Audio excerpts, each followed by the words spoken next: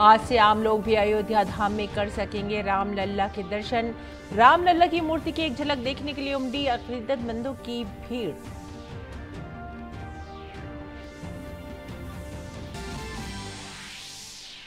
नेताजी सुभाष चंद्र बोस के यौम पैदाइश पर आज मनाया जा रहा है पराक्रम दिवस। वजीर आजम नरेंद्र मोदी आज लाल किले में पराक्रम दिवस का करेंगे इफ्तिताह। तकरीबात 9 दिन तक रहेंगी जारी। वजीर आजम इस मौके पर डिजिटल भारत पर्व का भी करेंगे इफ्तिताह।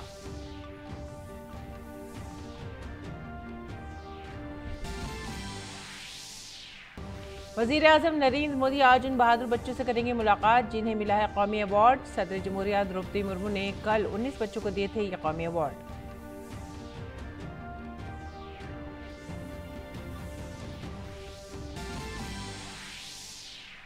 वजीर दाखिला अमित शाह आज गांधीनगर में डिजिटल फॉरेंसिक में centre of excellence and applied forensic पर एक बैनुल अक़वामी कॉन्फ्रेंस का करेंगे इफ्तिताह।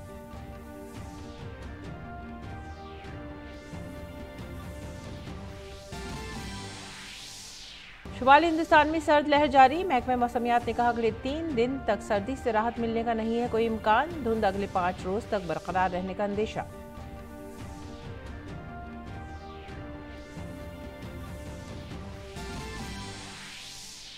और तमिलनाडु में जारी खेलो इंडिया यूथ गेम्स में नौजवान खिलाड़ी शानदार कारकर्दगी का कर रहे हैं मुजाहरा। तमिलनाडु अब तक 7 तलाई तमगों के साथ सरफहरिस्त, वहीं महाराष्ट्र दूसरे नंबर पर और हरियाणा तीसरे नंबर पर बरकरार।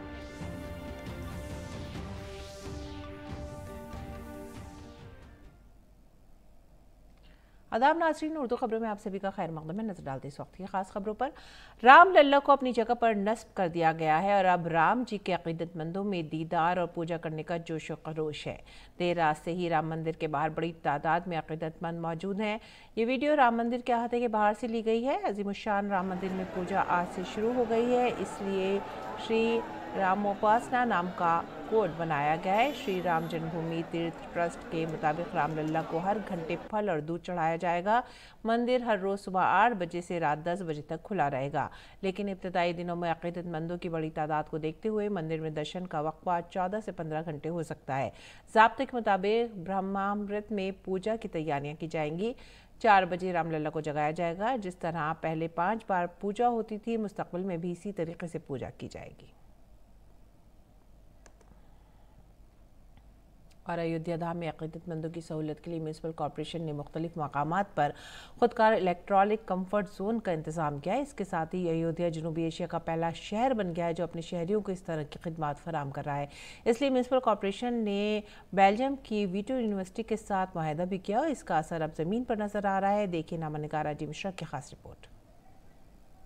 नमस्कार, इस वक्त हम श्री अयोध्या धाम में हैं और सुबह के करीब 5:15 बजे हैं। आप देख रहे हैं कि ये देश का पहला ऐसा शहर है जहां पर थर्मल कंफर्ट के लिए इस तरह की विशेष मशीन्स लगाई गई हैं। देश में कोई ऐसी जगह नहीं है जहां पर यात्रियों के थर्मल कंफर्ट को लेकर के इस तरह के अपरेटस लगाए गए हों। यहाँ की उत्तर प्रदेश सरकार ने बेल्जियम की एक यूनिवर्सिटी के साथ इसको लेकर के करार किया है और पूरे अयोध्या में इस तरह के एपरेटस लगाए जा रहे हैं, जिसमें जो तीर्थयात्री जब उनको ठंड लगे सुबह सरयू स्नान करके आएँ तो इस तरह के एपरेटस से अपने आप को थोड़ा सा गर्म कर पाएँ, जिससे किसी को भी शीतलहर का सामना न करना पड़े। और ऐसा पहली बार प्रयोग किया गया है। 1 से 1.5 लाख लोग यहाँ पर आने वाले हैं रोज़ दर्शन के लिए नई अयोध्या में, जिसका निर्माण किया जा रहा है। और कहा जा रहा है कि अगर 10 सालों के मास्टर प्लान पर हम निगाह डालें तो 85,000 करोड़ रुपए का निवेश किया जाएगा, जिसमें करीब एक दिन में 3 से 4 लाख लोग श्री अयोध्या धाम आएंगे और भगवान श्री राम के और अन्य तीर्थ स्थलों के दर्शन कर पाएंगे। तो इस तरह का जो प्रयोग, अनूठा प्रयोग अयोध्या के मास्टर प्लान में किया जा रहा है, उसका असर, सकारात्मक असर यहाँ की जनता पर, यहाँ आने वाले तीर्थयात्रियों पर दिखाई पड़ रहा है। कैमरामैन नवीन झा के साथ अजय मिश्र, DD न्यूज़।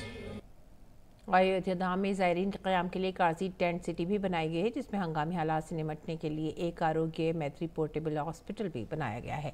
हमारे नामानिगार राजेश राज ने इस मामले पर आरोग्य मैत्री अस्पताल के ब्रिगेडियर डॉक्टर संजय कुमार से बात किया। ये तफसीलात जानते हैं। अयोध्या में मंदिर लोकार्पण समारोह को यादगार बनाने के लिए अनेक तरह के प्रयास किए गए और एक टेंट सिटी अयोध्या में बनाई गई, जिस टेंट सिटी में तमाम तरह के सुविधा जो है वो दिए गए।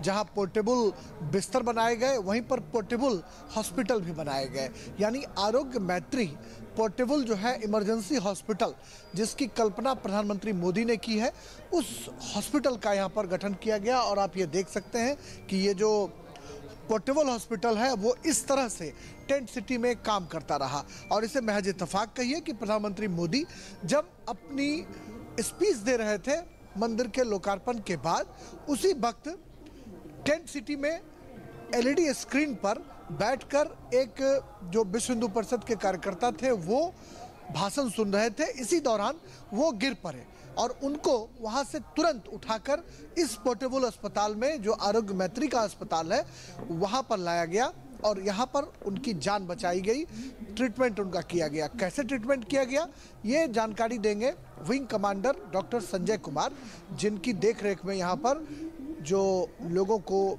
सुविधा मुहैया कराई गई, इलाज किया गया। डॉक्टर संजय हमारे साथ हैं। डॉक्टर साहब, क्या हुआ था, आखिर हुआ क्या था? ये मिस्टर रामकृष्ण श्रीवास्तव साहब थे जो 65 ईयर ओल्ड थे। वो यहाँ पे इनॉग्रेशन सेरेमनी स्क्रीन पे देख रहे थे। अचानक हमें कॉल आया कि एक पेशेंट है जो कि गिर गए हैं, ठीक है, बेहोश हो गए हैं। और हम फटाफट 4 लोग यहाँ से गए, स्ट्रेचर पे उनको उधर से इवैक्यूएट किया और यहाँ लेके आए। आप देख सकते हैं ये हमारा सर्जिकल स्टेशन है। यहाँ पे हमारे पास सारी फैसिलिटी अवेलेबल है। इस अस्पताल की कल्पना में क्या लगता है कि डिजास्टर की स्थिति में या इमरजेंसी की स्थिति में कितना उपयोगी है ये आरोग्य मैत्री जो पोर्टेबल हॉस्पिटल है? क्यों ये जो आरोग्य मैत्री हॉस्पिटल है, ये हमारे प्राइम मिनिस्टर माननीय श्री नरेंद्र मोदी जी का विजन है। ये डिजास्टर मोबाइल हॉस्पिटल है जो 150 से 200 लोगों का इलाज एक समय पे कर सकता है। संजय कुमार जो विंग कमांडर हैं एयरफोर्स में, और उनका कहना है कि जो इस तरह के हॉस्पिटल की परिकल्पना प्रधानमंत्री मोदी ने की, उसका फायदा कहीं ना कहीं अयोध्या के इस छोटे से आरोग्य मैत्री जो पोर्टेबल हॉस्पिटल है उसमें लोगों को तुरंत मिला, जिससे ये संभव हो पाया है कि हम एक व्यक्ति की जान बचा पाए। और आने वाले दिनों में जो ये कॉन्सेप्ट है, इस कॉन्सेप्ट को और भी आगे डेवलप किया जा सकता है, ताकि आपात स्थिति में, इमरजेंसी में हम ज़्यादा से ज़्यादा लोगों की जान बचा पाए। कैमरामैन पीयूष के साथ अयोध्या से मैं राजेश राज, डीडी न्यूज़ के लिए। अयोध्या में रामलला प्राण प्रतिष्ठा की तकरीब से वापस आने के बाद वज़ीर आज़म नरेंद्र मोदी ने दिल्ली में अपनी रिहाइशगाह पर जश्न के तौर पर चिराग रोशन किया। इस दौरान वज़ीर आज़म ने श्री राम के सामने चिराग जलाए। उन्होंने हमवतनों से हर घर में चिराग जलाकर राम ज्योति को फैलाने की अपील भी की।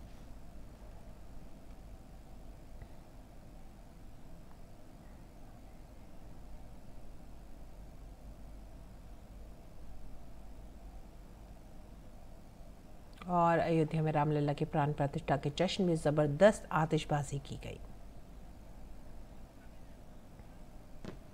प्राण प्रतिष्ठा की तकरीब के बाद पूरा अयोध्या दियों से जगमगा उठा।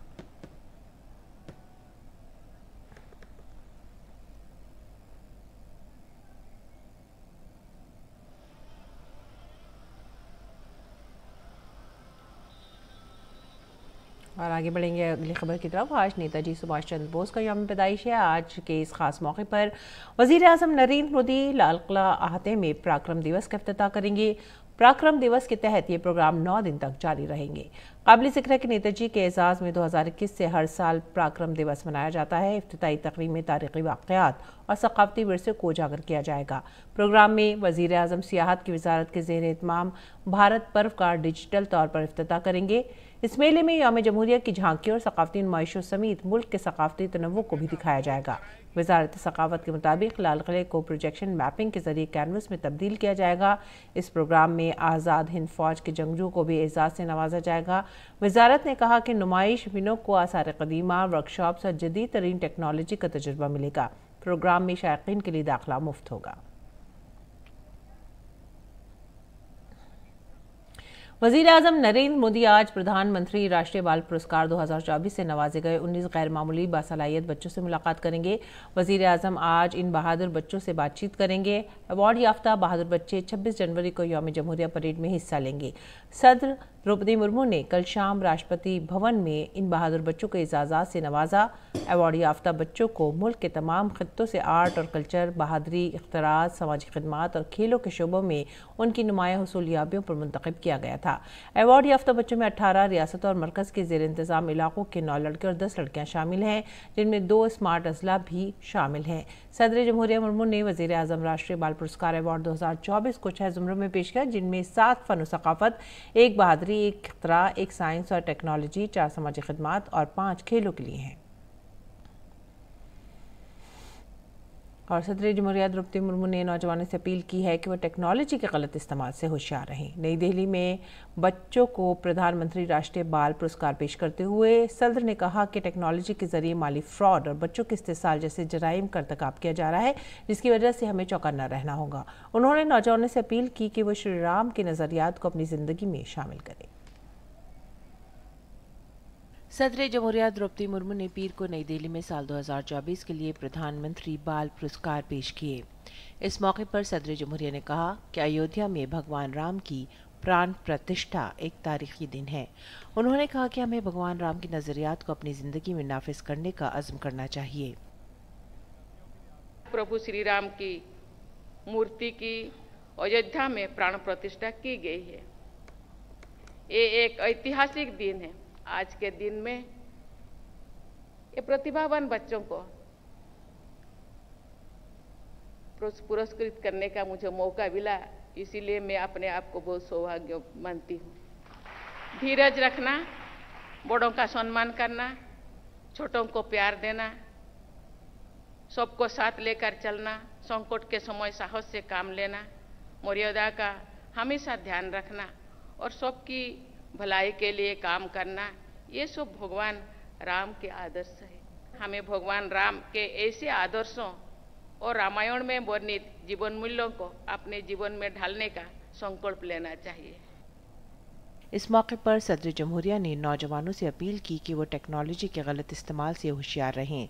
सदर ने नौजवानों पर जोर दिया कि वो कम से कम एक खेल सीखें और इसमें हिस्सा लें। उन्होंने कहा कि इससे वो जिस्मानी और जहनी तौर पर सेहतमंद रहेंगे और उनमें टीम स्पिरिट परवान चढ़ेगा।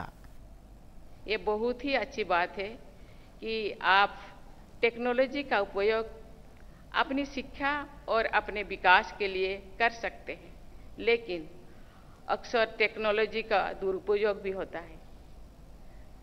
डीप फेक, फाइनेंशियल फ्रॉड, बच्चों का शोषण जैसे अनेक अपराध टेक्नोलॉजी के माध्यम से हो रही है।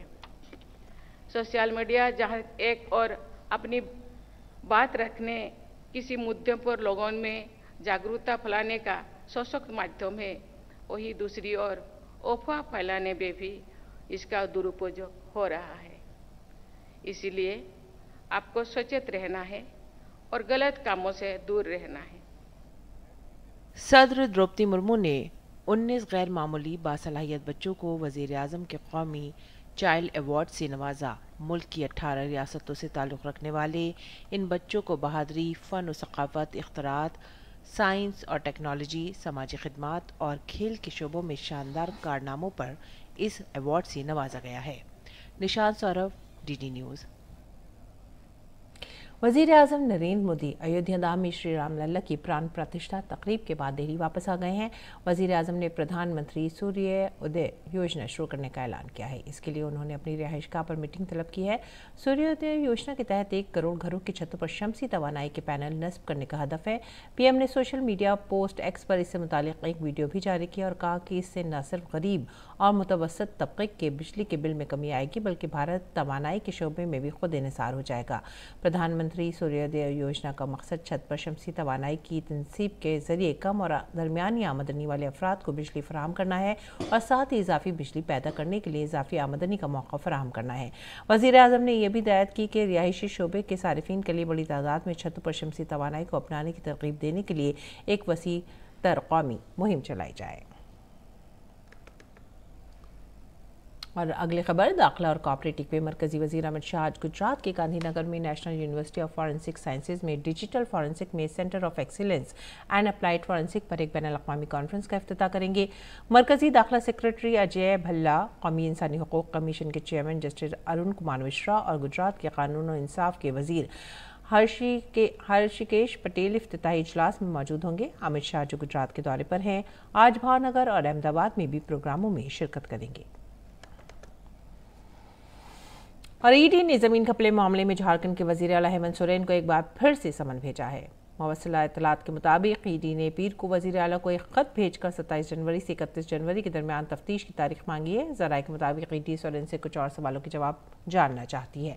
8वें समन के बाद 20 जनवरी को सख्त सिक्योरिटी के दरमियान वज़ीर आला की रिहाइशगाह पर हेमंत सोरेन से तकरीबन 7 घंटे तक तफ्तीश की गई थी। काबिल ज़िक्र है कि हेमंत सोरेन को ईडी का ये नवा समन है। ईडी के मुताबिक ये तहक़ीक़ात झारखंड में माफिया के जरिए ज़मीन की मिल्कियत में गैर कानूनी तब्दीली के एक बड़े रैकेट से मुताल्लिक़ हैं। इस मामले में अब तक 14 लोगों को गिरफ्तार भी किया जा चुका है।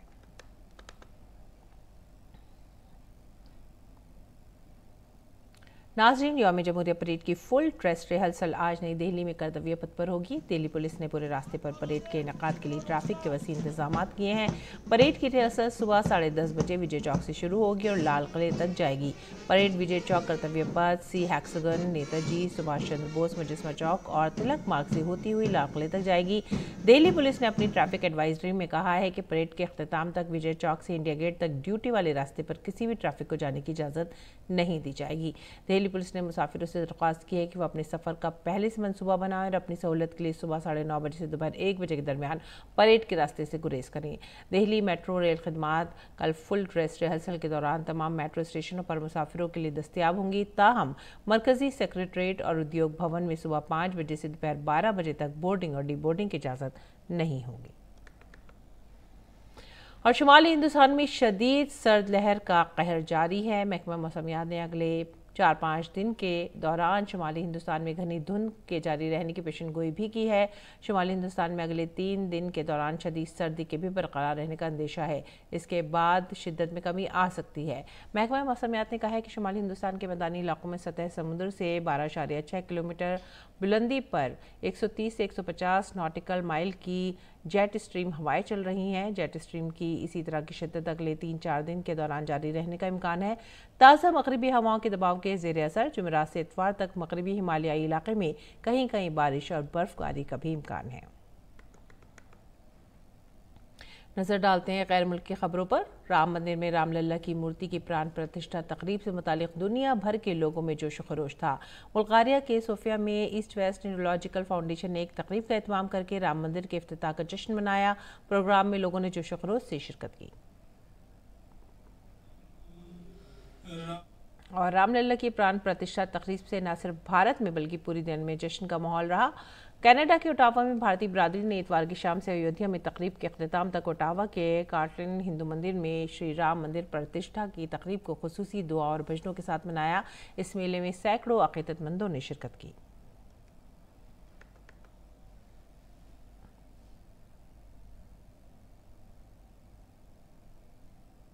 अयोध्या के श्री राम मंदिर में रामलल्ला की मूर्ति की प्राण प्रतिष्ठा तकरीब हिंदुस्तान के साथ साथ दुनिया भर में मनाई गई।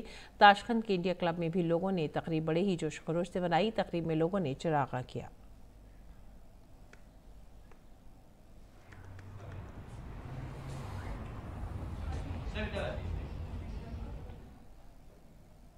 और बात करते हैं इसराइल गजा तनाज़े की। इसराइल ने कल गजा के दूसरे बड़े शहर खान यूनुस में इस साल का अपना सबसे बड़ा हमला किया। हमले के बाद खान यूनुस के अल-अमल अस्पताल के तरफ में शदीद लड़ाई जारी है। इंतज़ामिया का अस्पताल से रब्ता मुनक़ता हो गया है। खान यूनुस में गुज़िश्ता रात से अब तक 50 अफराद हलाक हो चुके हैं। दर्जनों दीगर अफराद के ज़ख्मी होने की भी खबर है। एम्बुलेंसें उन तक पहुँचने में नाकाम है। इसराइली फौजियों ने बहरे रोम के साहिल पर वाक़ अल मवासी शहर के अल खैर अस्पताल पर छापा मारकर वहाँ मौजूद तिब्बी अमले को गिरफ्तार कर लिया। गुज़िश्ता रोज़ इसराइली हमलों में 190 अफराद हलाक और 340 जख्मी हुए थे। गजा में हलाकतों की कुल तादाद 25,295 तक पहुंच गई है। उधर अमेरिका ने इसराइल से कहा है कि वो मासूम लोगों पर हमला करने से गुरेज करे।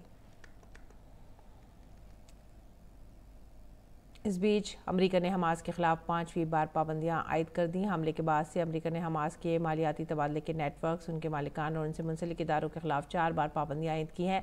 अमेरिका ने गुज़िश्ता रोज़ 5वीं मरतबा हमास के नेटवर्क्स के खिलाफ कार्रवाई की। वज़ारत ख़ारजा ने बयान में मज़ीद कहा कि हम हमास के खिलाफ इज़ाफ़ी पाबंदियां लगाने के लिए ऑस्ट्रेलिया और बरतानिया के साथ मिलकर काम कर रहे हैं।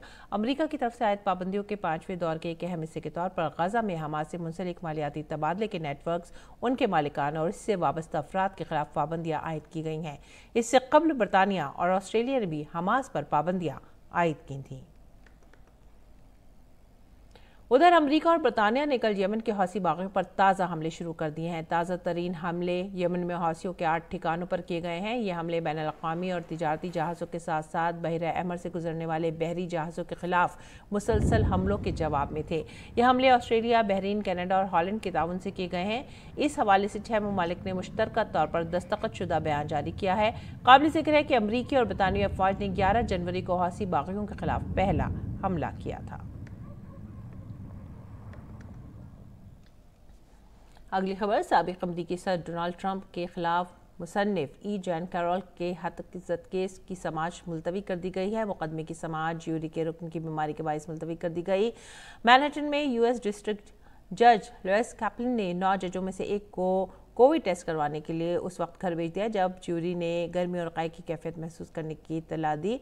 उन्हें अब बुध को ट्रंप के खिलाफ गवाही के लिए बुलाने के बारे में जल्द ही फैसला किया जाएगा। बरतानिया और आयरलैंड में तूफान श के बाइस पेश आने वाले हादसात में 2 अफराद हलाक हो गए हैं। तूफान के बाइस कई मकामात पर सड़कों और रेलगाड़ियों पर दरख्त गिर गए, जिससे ट्रैफिक का निज़ाम दरम बरम हो गया। स्कॉटलैंड में कार में सवार एक 84 साला मुसाफिर और शुमाली आयरलैंड में एक 60 साला वैन ड्राइवर इतवार की रात उस वक्त हलाक हो गए जब उनकी गाड़ियां दरख्तों से टकरा गईं। इससे कबल बरतानिया के मेट्रोलॉजिकल सर्विस ने तूफान इशा के 22 पूरे मुल्क के लिए गैर मामूली हवाओं की वार्निंग जारी की थी। तकरीबन 100 मील फी घंटा की रफ्तार से चलने वाली हवाओं से ट्रैफिक बुरी तरह से मुतासर हुआ है। सैकड़ों ट्रेनें मनसूख कर दी गई हैं। हज़ारों लोग बिजली के बगैर जिंदगी गुजार रहे हैं। और आइए अब पेश है दिल्ली से शाया उर्दू अखबारात का मुख्तसर सा जायजा।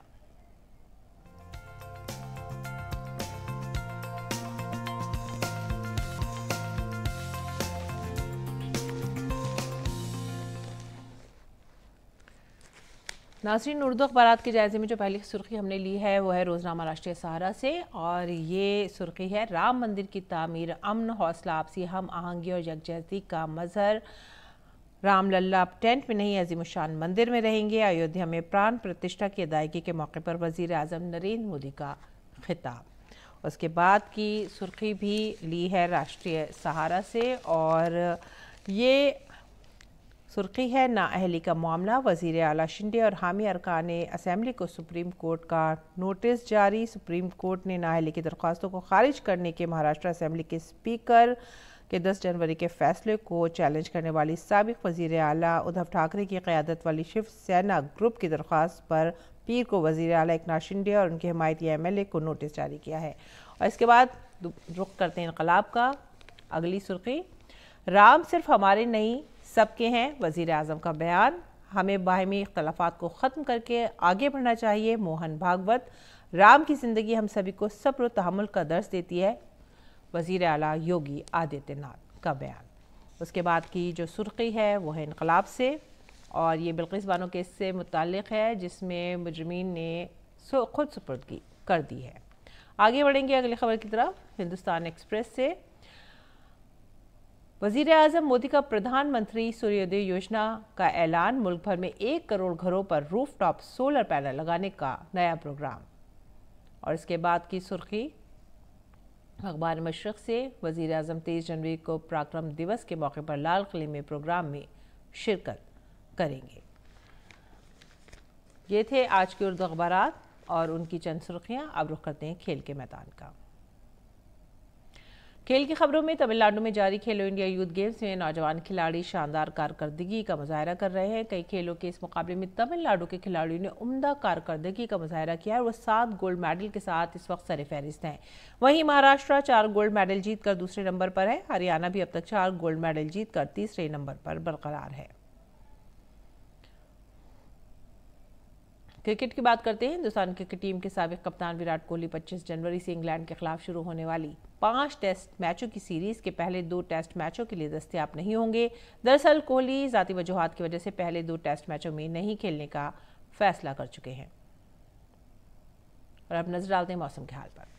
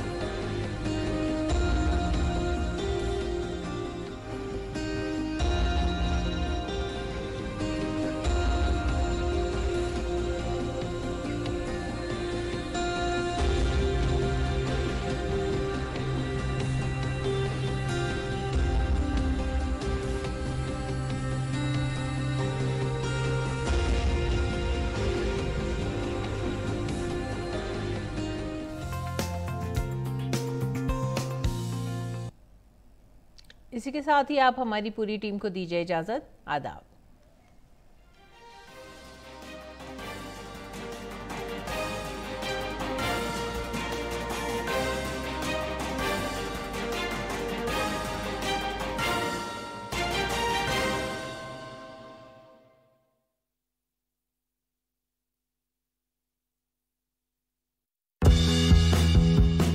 मन की बात है जन जन की, संघर्षों के कुछ किस्से, कहानी कुछ सफलताओं की, अनकही विरासत की, उम्मीदें नए भारत की। महीने के आखिरी रविवार का रहता है इंतजार। ब्रह्मपुत्र के घाट से हिमालय के विस्तार तक होती है मन की बात प्रधानमंत्री के साथ। तो सुनिए इस महीने 28 जनवरी सुबह 11 बजे मन की बात आकाशवाणी और दूरदर्शन के सभी चैनलों पर। आप भी माननीय प्रधानमंत्री के मन की